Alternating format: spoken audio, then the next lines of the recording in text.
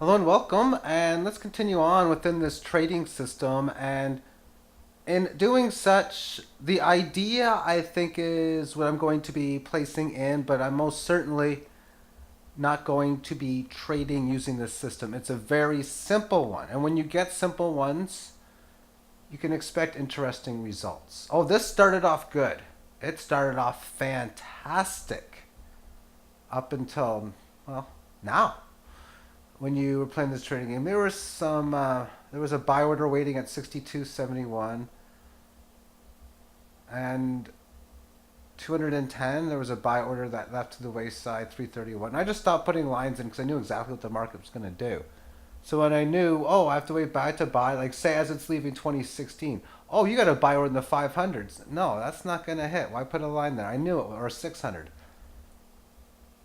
And as the market stands, the last trade would have been sell roughly a little under where we stand today at 53. But it got great up until the bottom in 2015. Taking a look at the spreadsheet, and we're going back to the start of this. So there were some other buy orders that fell on the wayside as well. $5.39, 852. I started very, very early and got my ass kicked against the hodlers by a 10x score. And there wasn't really that many trades, at least nowhere near in the recent term. It got pretty cool early on. And that's what happens, I guess, when you're playing with lower volatility and you get to the point of the big rally from the bottom lows that this thing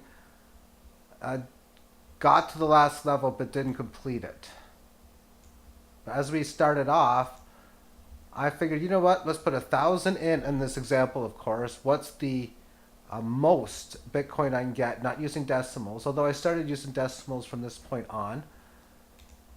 192. So starting 192, so hodling would be just holding 192 all the way through.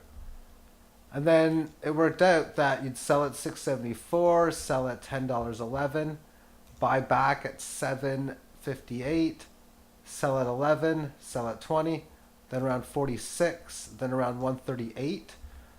The buyback was 55, selling at 156, selling near the top at 784. And this is a spot where you go from one. Actually, I did sell it. Never mind.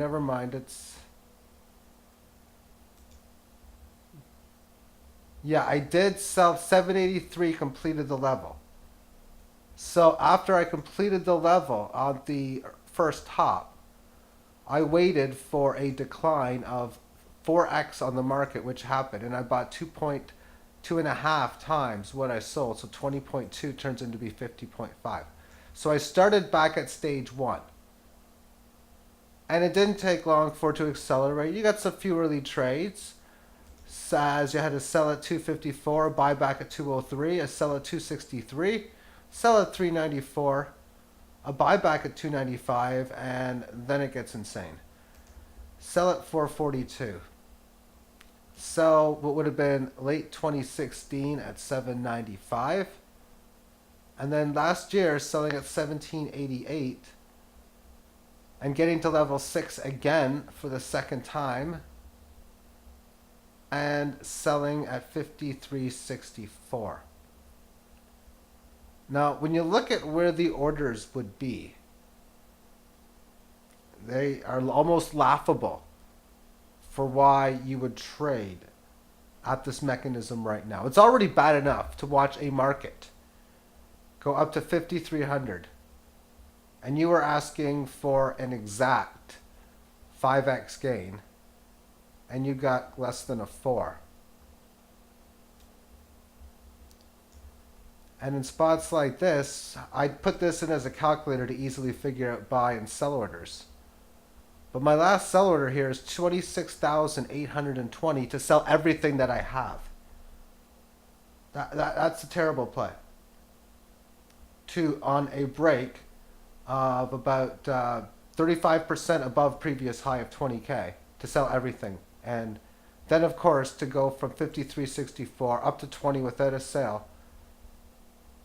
When you take the chances of that type of gap waiting for a 5x move and you get the 3 or 4, that can really hurt you. And same thing with the buying on the bottom. For it worked out here where you sell at 783, which was very much near the top, and then to buy back at 195, which was very much near the bottom. And then you could have had the bottom hit at 210 and then watch the thing just go way up, and what are you going to do from there? Or if the mathematical calculation had it set so that, say I sold last, say at 680, and it worked out that it was like $5, $10 lower than what the real price was, because there wasn't much action below 200 cents to move. And then you could just miss out on the game. So you really need to understand this to the point of, well, okay, maybe you sell large at a specific point. But instead of maybe waiting for the thing to fall 3 times, maybe you wait for a small buy at 50% fall or 30% fall. Because there's nothing wrong with waiting for extra moves. Or when you see it go up to 1,000 like it did before, to at least wait for half off. And the same thing with 20, to at least wait for half off with the 10.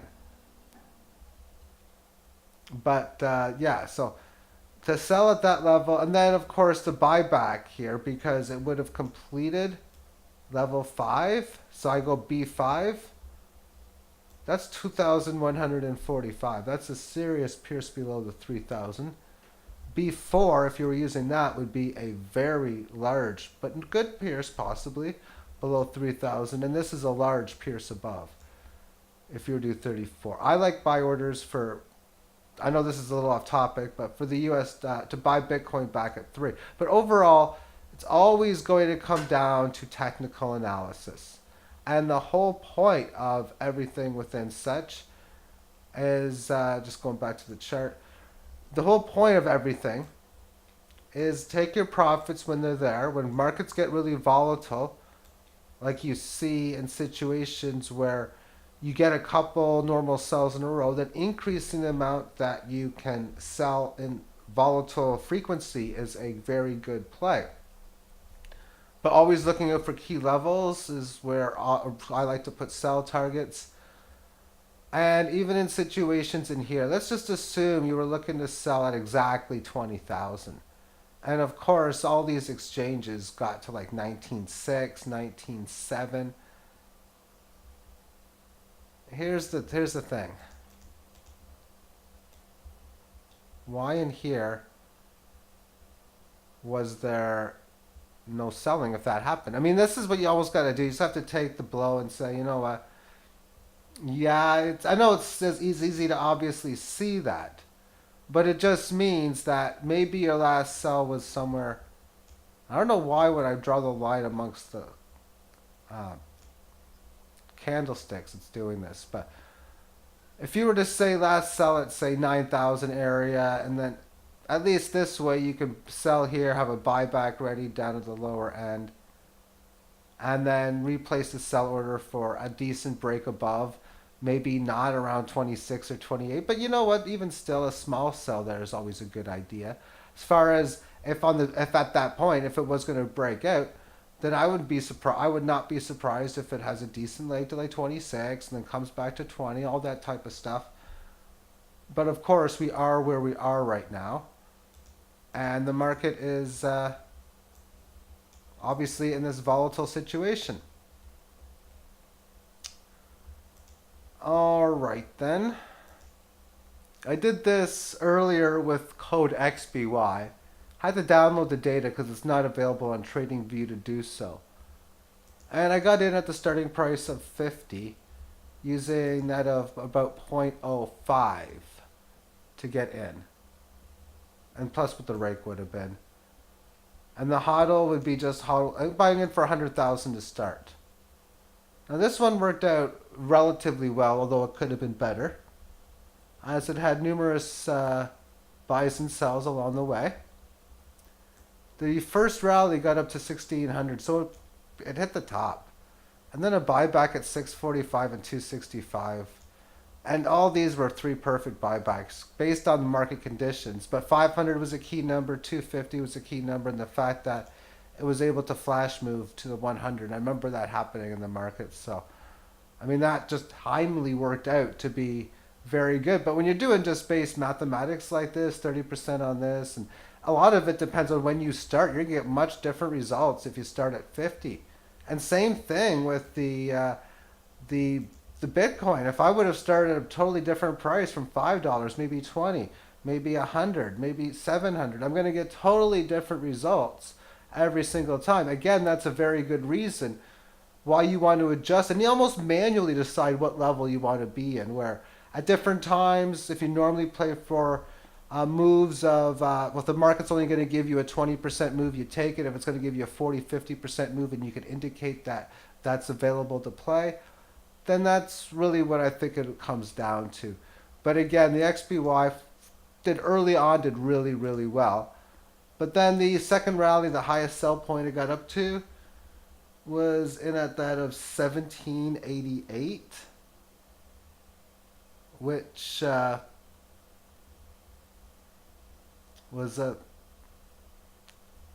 has it not been below 420? I don't know what my next buy order was in here, but bottom line is I did not get anywhere near the 5,000-6,000 range, so the January highs didn't work out too well. As the sell order was like, I looked at like it was like 8,000, 7,800. I'm like, oh my goodness, that is just terrible. I think it was 8,000. I knew because I know the high was like between 5 and 6,000. The buyback came at 715, but overall mathematical. This worked out very well for portfolio starting at 0.05, did 20x just to get to the 1, so that's about better than a 40x gain against Bitcoin.